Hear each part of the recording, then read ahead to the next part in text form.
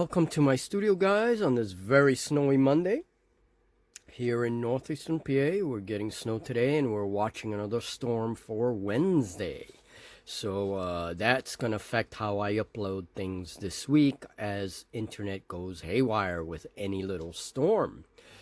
So I want to give you guys a little update on some of the stuff that will be happening.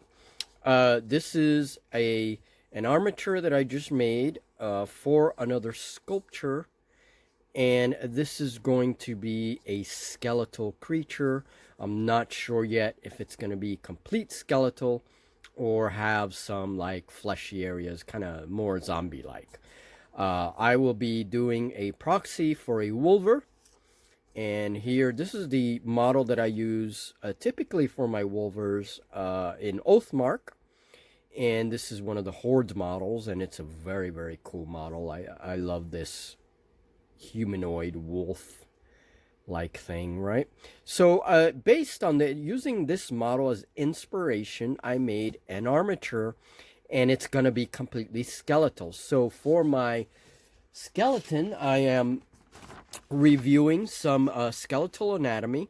Here's a tiger, and I have a wolf that I printed out, and I'm going to be using the wolf bones as inspiration for the skeleton. And of course, some humanoid skeletal features here as well. Now, I use some tinfoil. That is my filler material for sculpting.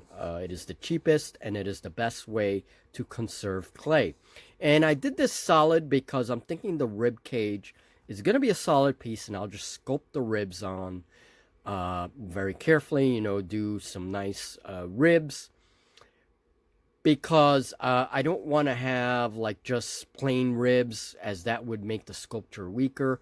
This way I can just sculpt on a ball of clay that I put on there and just do the ribs, and that will be a lot more solid. I can also add little bits of flesh and fur and whatever hanging off this creature, as it is going to be an undead.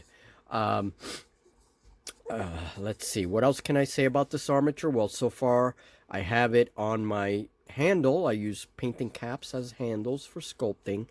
So far I'm liking the way the armature looks and the way it feels. It's nice and strong.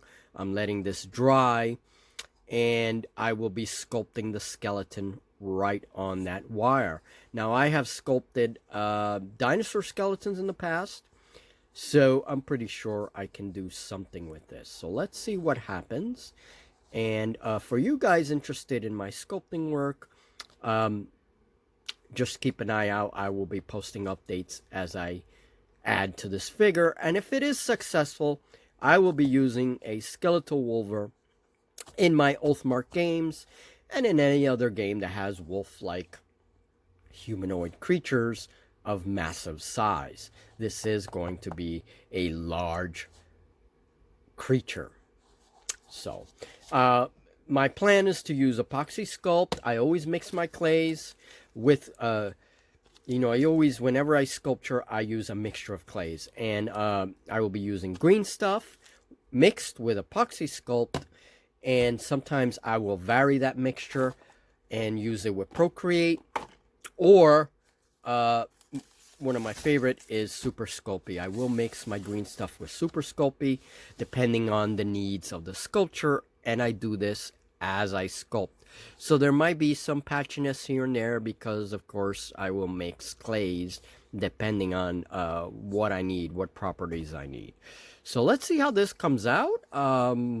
I'm not sure yet if it's going to succeed or not. We'll have to see. All right, folks, so that is my sculpture update, my fantasy sculpture update. I do have several sculptures to work on. I have one for a client. I have a dog that I have to make for a client. And so I'm not sure how much work I'll be able to put on this right away, as client sculptures have priority over anything that I do in the studio, including games. So we'll see. I have to start her sculpture today. I'm going to start the wire for it, and I have a couple of sculptures that are going out as gifts. So